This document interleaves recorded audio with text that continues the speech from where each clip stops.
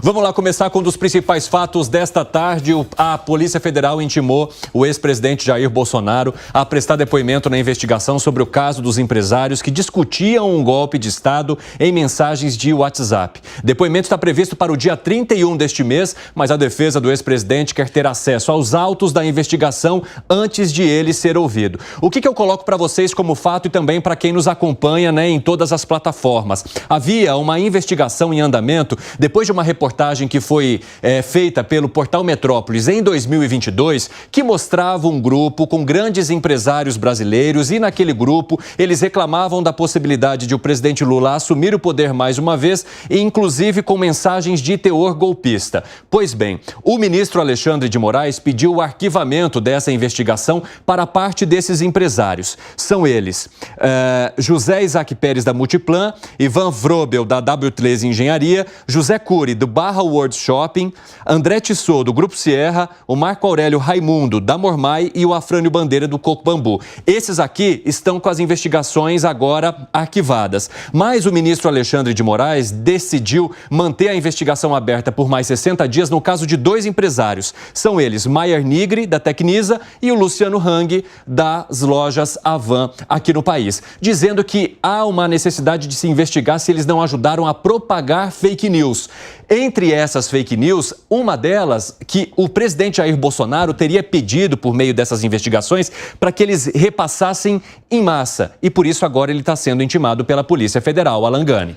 Veja, o arquivamento desses 5 empresários está correto. Agora, desses dois, manter essa investigação está incorreto. Por que está incorreto? Primeiro, essas pessoas não têm foro privilegiado, não deveriam estar sobre a mira aí do STF. E isso vale também para o Jair Bolsonaro, porque a partir do momento que ele deixou a presidência da República, ele perde o foro privilegiado. Segundo, são conversas privadas, liberdade de expressão destas pessoas. Então, não dá para a gente imputar um crime diante de conversas privadas. E isso fere a liberdade de expressão. Essa foi uma investigação bastante controversa, Fábio Piperno, exatamente por esse motivo que foi colocado aqui pelo Alan Gani. Como você coloca sob investigação empresários que estavam num grupo de WhatsApp tratando sobre um assunto que envolve golpe de Estado, mas entre eles, ali, num grupo fechado? Inicialmente, boa tarde mais uma vez a todos.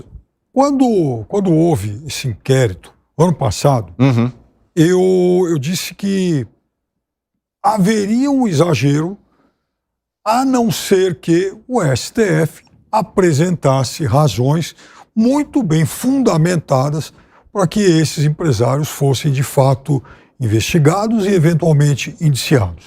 Agora, nesse momento, o STF aponta a ausência de justa causa justamente para arquivar no caso desses daqui que eu mencionei. No caso desses 5, eu acho que demorou até, porque inclusive teve um lá que a participação dele foi de dar um joinha lá e tal. Então, eu acho que houve, e aqui sem nenhuma ironia, não que ele tivesse, por exemplo, antevisão dos fatos. Ele deu um joinha, naquela época era algo absolutamente inocente. Bom, agora, veja, a gente está falando hoje, agosto de 2023, num outro contexto. Então, aqueles 5 esquece, ok? Eu acho que morre ali a história. O problema é que esse negócio ganhou muita dimensão, ganhou corpo, porque toda hora aparecem histórias, por exemplo, de personagens importantes pedindo golpe, pedindo... aumentando a suspeição em relação às urnas eletrônicas e tal.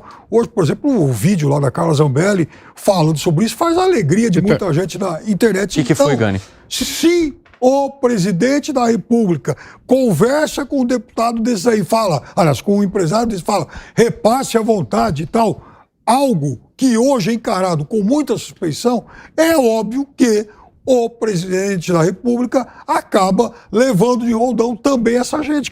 Ou seja, você acha que há uma obrigatoriedade, entre aspas, de que se intime Jair Bolsonaro para que ele possa explicar exatamente porque ele pediu um repasse em larga escala? Exato. A culpa talvez nem seja dos empresários, mas do Jair Bolsonaro que pede para que eram conversas privadas, liberdade de expressão. Porque eu falo o seguinte, o desejo né? Por mais que o desejo seja ruim, por mais que a opinião seja ruim, a liberdade de expressão, ela pressupõe isso. Ora, durante anos, durante o governo Dilma Rousseff, quando houve o impeachment, o que a esquerda mais falou? Foi golpe, foi golpe, banalizou a palavra golpe, banalizou a decisão do Congresso, banalizou uma decisão que foi supervisionada pelo Supremo Tribunal Federal, e a direita não pediu para criminalizar essas pessoas. Por mais que eu ache um absurdo falar que o impeachment foi golpe, mas não existe essa liberdade de expressão que só vale para um lado, Piperno. Pode argumentar que foi um golpe político, não um golpe institucional, então um golpe político. Ah, Piperno. Você pode argumentar isso, inclusive. Eu acho é um jogo de palavras. Eu acho até que a decisão do Tribunal Regional, ele, inclusive, dá mais respaldo a isso. Para quem não sabe, o meu ponto é que na liberdade de expressão a gente tem que conviver com o contraditório. Gente, o Fábio Piperno está falando aqui de uma decisão do Tribunal Regional Federal, e daqui a pouco a gente vai trazer esse assunto aqui, que inocenta Dilma Rousseff, e também acaba que ali junto com ela o ex-ministro Guido Mantega, nossa, quase falei Ciro Nogueira aqui, Guido Mantega, por conta das pedaladas fiscais, que foram os principais fatores que levaram àquela época à abertura do processo de impeachment da presidente Dilma Rousseff. Mas esse tema está na nossa pauta, daqui a pouquinho eu vou trazer para vocês. Gustavo Segré, o que eu quero trazer para você é que um desses empresários para os quais houve a decisão de se manter a investigação, naquela troca de mensagem que revela essa investigação agora, no momento em que Jair Bolsonaro fala repassa bastante, aí ele responde já repassei e continuo repassando, como se ele estivesse então cumprindo aquela obrigação de enviar essas mensagens para vários grupos, mesmo sabendo que se tratavam de mensagens com cunho golpista e também que traziam mensagens falsas em relação ao processo eleitoral aqui no país. Mas você acha que isso justifica uma oitiva agora, um depoimento de Jair Bolsonaro sobre este caso, que era fechado a um grupo de WhatsApp que tinha a participação de um presidente da República? Sim, mas aí que está a questão. Daqui a pouco a gente não vai nem conseguir pensar alguma coisa, porque se alguém lê o pensamento, podemos ser processados pelo Supremo Tribunal Federal sem ter direito a foro privilegiado. O perigo está aí. Eu não vejo problema nenhum em que a justiça, no foro que corresponde, investigue quem deve ser investigado e consiga tirar conclusões a partir de um processo legal que dê a forma legal. E quando você não tem foro privilegiado e o Supremo Tribunal Federal aciona uma ação contra determinada pessoa, devemos lembrar para a nossa audiência que o risco maior para essa pessoa está em que não tem recurso superior. Se a gente está na primeira instância e eventualmente qualquer pessoa investigada, processada, indiciada e sentenciada tem a opção de recurso. Além da segunda instância, tem a opção de recurso no Supremo Tribunal de Justiça, que verifica o direito à ampla defesa. E se não tiver conclusões aí, pode ir no Supremo Tribunal Federal, que verifica o cumprimento da Constituição. Quando é o Supremo Tribunal Federal que aciona isso, não tem recurso. Então, uma sentença do Supremo Tribunal Federal acabou, não tem mais acima dele. É a última instância. É a última instância. Mas aí, sem ter foro privilegiado, como que você justifica essa ação? Essa é a questão. Eu defendo a investigação de todas as formas. Lamento que não tenha a mesma ênfase em investigar os mesmos casos pedindo a saída do Temer em 2017. Mas tudo bem, isso já passou, a gente pode dizer, era outra metodologia, não era a mesma Suprema Corte, o que for. A dúvida é, se continuamos nesse embalo, a situação vai ser complicada até para o Piperno ir no estádio de futebol. Porque vai falar, não xinga o juiz, pelo amor de Deus. Porque se xingar o juiz e é um grupo e divulga que, sei lá, ele fez alguma coisa errada e não foi, então pode ser processado. É uma situação estranha. É segredo para alguém que o Jair Bolsonaro questionava as urnas, o processo eleitoral, alguns ministros? Não. Não, ele nunca fez questão de esconder. Então, o que isso tem de novo em relação às conversas? Porque essa conversa, ele estava num grupo privado fazendo exatamente esses questionamentos. Uma democracia, ela permite questionamentos. Mas eu entendo, Gani, que o que gera a intimação de Jair Bolsonaro tem a ver com uma demanda que ele passa para aqueles empresários. Repassem o máximo possível. O fato de um presidente da República gerar essa demanda, que tem a ver com uma fake news, que tem a ver com um ataque às instituições, também para você não parece irregular? Não tem o crime de fake news. Não acho que seja uma postura adequada o presidente entrar em grupo de WhatsApp, repassa tal mensagem e tal. Mas é crime? Não, não é crime. É uma postura republicana adequada de um presidente da República? Não, mas não é crime. Fala, Segré. Quantas vezes, e isso já temos aqui compartilhado, a gente recebe um monte de coisas que não tem nada a ver com nada. Outro dia recebi um e eu me encarreguei de avisar para a pessoa, essa pessoa que está na foto não é a mesma que está no vídeo. E muitas vezes, a grande maioria das pessoas pega uma coisa que acha que está certo e manda. Nós temos a responsabilidade de verificar fonte, fidelidade sobre a fonte e um monte de coisas, mas o comum das pessoas repassa. Tá, nesse caso em particular, alguém poderia dizer, foi de propósito, mas a questão é, não existindo o delito e a lei das fake news ainda não está Não tem nem crime nessa de fake news. Não existe esse crime e essa é a questão. Estamos sempre indo del tal da Lanhão na suposição do que poderia ter sido. Então daqui a pouco o pensamento vai ser o delito. Pensamento crime. Não é uma questão só de pensamento. O que é, Piperno? Pensamento é o seguinte, se eu chego e falo assim, olha, as urnas, eu acho que as urnas eletrônicas não são confiáveis. Eu acho que esse sistema ele é passível de alguma fraude. Então estou emitindo uma opinião. Tá. O presidente da República, em julho de 2021, ele vai em uma das lives para falar, eu vou provar que esse sistema tem fraude.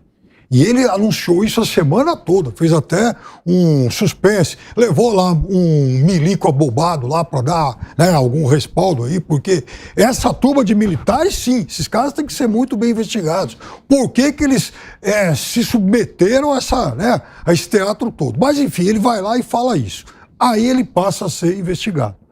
Depois disso, em julho de 2022, falou um monte, falou no Congresso CIPAC lá em Campinas, que o processo eleitoral de 2018 foi fraudado no primeiro turno, o impedindo de vencer já antecipadamente. Ele falou isso. E que no segundo turno ele acabou ganhando porque não pagaram o hacker. Ele falou isso sem comprovação. Sem comprovação. Então ele é investigado por tudo isso. Aí vem julho de 2022. Ele faz aquele evento canhestro lá com os embaixadores, que lhe valeu a inelegibilidade agora. Sim. Então, vejam, não é uma fala isolada. Isso tudo está num contexto. E aí, inclusive, os discípulos dele espalham esse negócio, compartilham esse negócio e mais, depois da derrota, convidam e conclamam as pessoas, inclusive, a ir lá para os quartéis. Tá aí o vídeo da Carla. Você está falando o seguinte, ó, ele como presidente da República, ele não deveria emitir esse tipo de opinião, não deveria.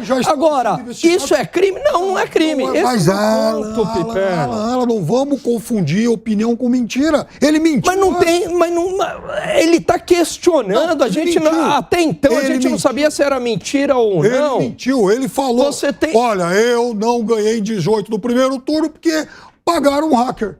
Ele falou isso aí. Piperno, você acha que o Gani está querendo trazer como opinião algo que seria uma mentira já deslavada de Jair Bolsonaro? Mentiroso, quanto mais em relação a isso. Existe um crime por mentira? Eu gostaria Segré. de colocar uma questão parecida do outro lado. Há pouco tempo atrás, o presidente Lula afirmou em rede nacional que o Bolsonaro tinha uma casa em Miami. Imagino que ele não sabia, salvo que ele tenha visto o título de propriedade. Eu sou Bolsonaro, processo ele. Não, tudo bem. Mas nesse caso não é uma mentira. Esse caso não é uma fake news, não é nada disso. Comprovar é uma mentira também. Então, peraí. Então, tudo bem. Estamos chegando a uma questão interessante. Se é uma mentira também, não é questionável. Ou seja, o Bolsonaro mentiu, é questionável. O Lula mentiu, não é questionável. Mas impeachment é golpe, não é uma mentira, Piperno? Não vamos confundir as coisas. Impeachment é golpe, é uma mentira também. Que se o Bolsonaro se sentir atingido, tem todo o direito de processar o presidente Lula. É um processo de uma pessoa contra outra. Agora, o Bolsonaro, ele vinha continuamente desacreditando o processo eleitoral como estratégia política. Ele estava dentro da liberdade. Agora, Segré, eu gostaria de trazer um questionamento para você, que nessa comparação que você faz, está dizendo de uma mentira contada pelo presidente Lula em relação a uma casa em Miami. Mas a gente está falando, provavelmente, segundo as investigações ali da Polícia Federal, de uma mentira que pode ter levado a ações mais drásticas, entre elas, segundo as investigações, até mesmo as invasões das sedes dos poderes, porque essas pessoas teriam se sentido enganadas ao ver no poder um presidente que elas não gostariam que estivesse ali. Dá para colocar na mesma balança essas duas questões e usar isso como comparativo no teu ponto de vista? Não no comparativo do final, do resultado final. Até porque vai ter... Não se sabia que isso aconteceria. Quando foi isso falado, Exatamente. ninguém estava organizando nada. E eu sei que muitas pessoas que foram nesse dia em Brasília não foram com a intenção de depredar, não foram com a intenção de pedir um golpe de Estado. E é uma narrativa muito interessante e vai ficar na história da humanidade como o primeiro golpe de Estado em que não tinha um líder pedindo a destituição concreta de alguém com armas, porque não tem golpe de Estado com cadeira de praia e algodão doce. Então, essa narrativa pega tanto e tanto repetimos que é uma questão, não, teve golpe de Estado. O próprio presidente Lula falou de um golpe de Estado com a Dilma, sendo que era o Senado que fez a destituição com a Câmara dos Deputados e com a Corte Suprema. E ninguém ficou assustado, dizendo, não, peraí, presidente, não é isso. Não. Então, a questão é dar a frustração de sentir quando é de um lado, pau. Quando é do outro, não, foi uma mentirinha, não quis falar isso. Temos um lado que já tem um largo histórico de golpes. Esse lado dos militares, essa Bolsolândia, essa extrema... Os militares não deram golpe nenhum, Piperno. Não teve golpe. Os militares não estavam com a população, Piperno. Não é uma narrativa. Que invadiu. O Brasil, a história do Brasil ensina que, aliás, a República... Você está mencionando, você está se referindo ao golpe de 64. Há muitos... Que era um contexto diferente. Peraí. Que era um contexto diferente. O Brasil cairia numa ditadura comunista ou... Piperno. Cairia, o Brasil ia disputar... Ia cair numa ditadura comunista que o Jango estava fazendo. Isso aí é uma narrativa doentia. O Brasil tinha eleições marcadas em 1965. É uma aproximação com o Cuba. Mas, Piperno, vamos trazer isso para o contexto atual. Por que você está usando essa comparação? O histórico dos militares. Eu estou dizendo o seguinte, que do outro lado, que vocês estão comparando com o que disse o Lula, a Dilma, sobre o impeachment. Eu estou dizendo o seguinte, que quem tem histórico de golpe é a turma que estava em Brasília. Em Brasília agora, no Rio de Janeiro, não houve um golpe. Houve uma tentativa de golpe. Banalizar a palavra golpe. A palavra foi desgastada. Como desgastaram já um monte de palavras. Fascismo foi desgastado, golpe, tudo banalizaram. Se a Bolsolândia fascistoide fica mais 2 horas na sede dos poderes, cai à noite, e para tirar isso de lá depois? O ponto do Piperno é o seguinte, foi criado todo um contexto de desacreditar nas urnas e isso levou à invasão. Portanto, essas pessoas... Quem criou, certo? Peraí. Então, da mesma forma... Então, vamos lá, peraí. Da mesma forma... O Adélio deu uma facada no Bolsonaro, o Bolsonaro quase perdeu a vida, mas tinha um contexto, inclusive jornalistas chamando o Bolsonaro de fascista. Em última instância, eu posso dizer que o Adélio olhou para o Bolsonaro e viu um fascista. Eu posso responsabilizar esses jornalistas e toda essa turma que chamou? Não posso. Mas tinha um contexto? Tinha um contexto, mas não posso responsabilizar criminalmente. Claro, é a mesma lógica, Piperno. Até porque o Bolsonaro foi o agente, foi o... Não, é a mesma lógica. Eu não posso responsabilizar os jornalistas pela facada no Adélio. O vigarista foi numa live em julho de 21 para falar, me roubaram isso. Mas não dá para eu provar factualmente que essas pessoas invadiram por conta disso. Fala, Segré. Eu gostaria de trazer a fala do Piperno para fazer uma comparação perfeita em função do que ele mandou. Me conta, Piperno, por favor, qual é a semelhança entre o golpe de 64 e 8 de janeiro? Eu quero dizer para você o seguinte. Não, por favor. Os golpes, eles são diferentes um do outro em todos os momentos da história. O desse aqui, você quer dizer, o modus operandi dele é diferente, claro que sim. Primeiro vai a multidão e invade, toma o poder, alguém do exército vai lá... Quem tomou o poder? A multidão? Como tomou o poder? Vai lá, sem armas. Tomou o poder? Alguém virou ministro? Alguém virou presidente? Então vamos lá, a multidão invade, toma Ele está trazendo como seria o projeto de golpe, Gani. Inclusive havia lá, exatamente, toma a sede do poder. Alguém, inclusive, lá defendia a instauração de uma GLO. Então, aí vem o exército e aí tem o líder. Como, aliás, tem muitos deputados, muitos parlamentares, muitos militares que defendiam isso, para que depois viesse o líder. Agora, Segré e Gani, o fato de os militares que são investigados também, que pertenciam à alta cúpula da Polícia Militar e que deveriam ter impedido a invasão, mas que de alguma forma também eram a favor disso, para vocês não conta como uma tentativa de fato de ferir a democracia? Não, conta sim para ferir a democracia a favor do governo atual, não a favor do Bolsonaro. Se eles quisessem, vamos lá, se os militares quisessem dar o golpe, eles teriam dado, eles têm poder para isso, eles têm mais poder que a Polícia Federal, eles teriam. Por que não fizeram? Então, a minha hipótese é que facilitaram a entrada justamente para reforçar essa narrativa de golpe, prender todo mundo do entorno do Bolsonaro, possivelmente até o próprio Jair Bolsonaro, e aumentar a censura contra a direita. Fala, Segré. Tem outra questão que me parece válida para avaliar também, que é a possibilidade que, eventualmente, essas pessoas que estão sendo investigadas da Polícia Militar cometeram um ato de ilicitude, se quiser, ou de omissão, se quiser. Agora, como fica a outra parte? GSI, o G Dias, essas pessoas não cometeram nenhum problema, nem sequer estão sendo chamados para a CPMI. Então, continua sendo essa mesma frustração de ver que de um lado tem um ataque muito claro e do outro nem tanto.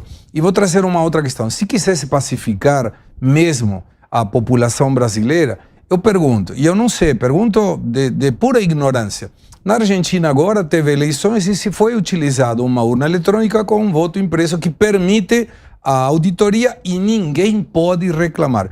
Qual é o problema de colocar um sistema que permita que todo mundo possa estar tranquilo e ninguém possa reclamar também? É uma maneira de pacificar o país, porque de aqui para frente sempre vai ter uma parte que ganhou que vai dizer que são válidas e uma parte que perdeu que vai dizer que são inválidas. Mas essa é uma ideia que foi rejeitada pela própria Câmara dos Deputados e também pelo Senado, pelo próprio Congresso. A parte que perdeu em 2018 não deu um pio em relação a isso. A parte que perdeu, perdeu, e fim de conversa. E vamos partir para a próxima eleição.